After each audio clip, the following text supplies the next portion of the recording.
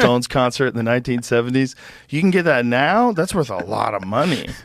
You know, if like he died of a heroin overdose and he kept the fucking T-shirt at his mom's house, and she decides to sell it, that's worth a lot of money. I've tried to hold on to things that I think I could sell down the road. Like I've still got the, I've got the strings that I recorded Richmond North of Richmond on my guitar. I almost threw them away. I was like, oh, hold on a second. You could definitely in sell hard those. times. Yeah, I may you could have definitely to sell those. But that would be like an honest sale. People can't say, "Oh, he's a sellout." yeah. I'm just selling junk I have. I'm considering selling my truck. Just if any, I don't know. I think we talked about this once before, but if somebody, it's worthless to me. It's got 325,000 miles on it in a salvage title, and I still daily drive it. But I thought, man, if I could sell this and somebody pay $50,000 for it or whatever and send it towards a charity, like it'd be pretty slick to do. You know? It has a salvage title? It does, yeah. What happened? Did you buy it when it was already wrecked? Well, now it's a 2007 Suburban. I paid a couple grand for it years ago, and then just here recently I had to have it towed. It broke down, and the rollback driver, I guess, I don't know if he was under the influence or something or what, but he unhooked all the chains off and then tilted the bed back. Oh, so the whole truck rolled right off the back of the rollback. Oh, no. And it totaled the truck out. It bent a bunch of stuff under the drive shaft and the front of the frame and all. And, of course, I'm sitting there trying to figure out what to do with my truck, and here comes all the police. And they're like, oh, is that really you? Let's get it. So here I am. I'm on the phone with my insurance company, and then all these guys are coming up trying to take selfies with me and stuff. That's hilarious. Like, I guess this is the world I live in now. But so can the truck be fixed? It's drivable. Yeah, I'm driving it. It rides kind of like a covered wagon now. So it's at some point I'm going to have to upgrade. Is the frame bent? Is the suspension bent? The drive shaft in the back's bent. I think is what's causing it to shake. Oh, but so you got like a wobble in your drive shaft? It went straight. Yeah, I mean it went Dukes of Hazzard style off the back of the truck. That drive, as an adult, that show drives me nuts. Watching those cars land, like, what are you doing to those cars? Well, hey, this one can do it. So yeah, sorta. Maybe I'll donate it to Whistling Diesel and just let him kill it. I don't know. It'd be pretty slick, but well, you could do that. Or if someone is listening to this and they want to do something cool and they got the cheddar, buy it from you and then send it to Roadster Shop and have them put like a badass suspension in it and make it a real sleeper. They can do shit like that. Because you have to get all that replaced anyway. Why not replace it with like better shit? It'd be cool for somebody to have it. It would have a cool story behind it, This company called Roadster Shop, they've been on my podcast before. One of the things they do is they do like a sleeper series. I think they call it the Legend series.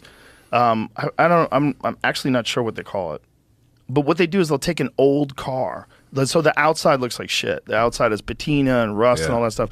And then they'll just completely redo everything underneath it with like a crazy engine, insane brakes, insane handling and suspension. But it still looks like a 72 GMC pickup truck. Yeah. But underneath it, it's just a monster. It's got all the modern amenities and because new cars are so much more efficient. Like you don't realize when you. So they do stuff like this, but they have different kinds of builds. No, so these are all just like the different ones that they did. Right. Survivor Series, that's what it is. The Survivor Series. Well, so I think the Survivor Series, that's what it is. Like they leave the outside. It's interesting to me that older vehicles had so much more character. Like I don't know if it's just that it's people who are doing drugs, bro. That's what it is. We nailed it with them. We sat down with them and they introduced me to all these people that were the designers back in GM in the day. Yeah. This guy was a freak. He was wearing like crazy red suits and this crazy guy was probably definitely on acid. And these are the people that created these insane shapes. And then when the sweeping Psychedelics Drug Act of 1970 came along, they made everything a Schedule I drug. Yeah, and that is when cars went downhill. It is when cars went downhill. It was early 70s. Yes. You can get a 71 Barracuda and it's still sick. But you get into like 72, 73, those cars look like shit. 75, they're garbage. 79, they're done. Everyone's on coke. Everyone thinks everything they do is amazing. It's just, you get the movie Showgirls. Everything lost its art, and it became focused more on algorithms of what's going to sell and what's more efficient and what's easy, what's better to produce. And it's sort of, but back then I don't even think they had data they were going on. They were going on past success. So if you go to like the 1980s, some of the worst movies that were ever made, like the cocaine years, those I really strongly feel like those people were going on reputations of sales, and the studio would put a lot of money behind someone who had a great reputation, and this guy's fucking partying and doing lines and writing crazy shit in these scripts, and some of them are good and some of them aren't so good, but they're all kind of clunky. Yeah. They're all kind of disconnected. That like a true masterpiece of a movie isn't. Like Taxi Driver. Like you go back and watch Taxi Driver, that's a masterpiece of a movie. It's so connected. You're connected to all the action. It's like you're on the edge of your seat. It's wild. The acting's insane. Even Jodie Foster as a kid is insane in it. It's so good. But cocaine movies in the 80s, like, they were nuts, man. They didn't go on algorithms. I think they just went on what they thought people wanted. They probably took polls, but who the fuck's answering polls? Polls are the worst way to get information because you're only getting information from people dumb enough to answer polls. Like, that's such a small group of people.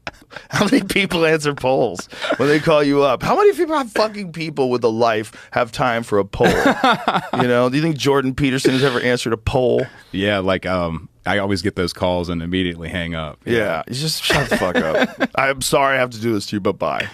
No, don't hang up. Some of them will beg. Please. Yeah, they can't get anybody to do it. Yeah, it's fascinating to see throughout history times when people were able to really connect with other humans, like on that, like whether it's through movie or film or cars or whatever. It's like maybe it was the psychedelics or whatever, I don't know, but there was a huge disconnect. It seemed like